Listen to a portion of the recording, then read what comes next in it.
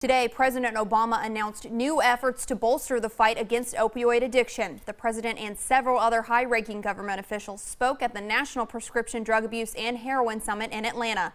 WYMT's Tanner Hesterberg is there and has a recap of day 2 at the summit.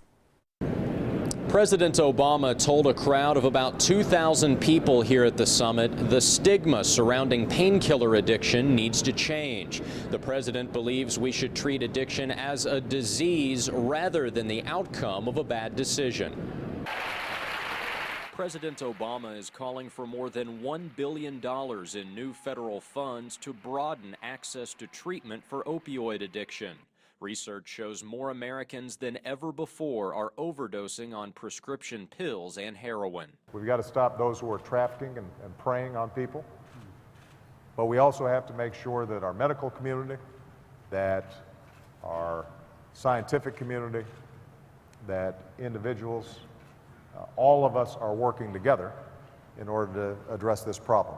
And I'm very optimistic that we can solve it. The crowd also heard from U.S. Surgeon General Vivek Murthy, who promised later this year to release the first ever Surgeon General's report on substance use, addiction, and health. Addiction is not a moral failing, but it's a chronic illness that we have to treat with urgency, with compassion, and with skill.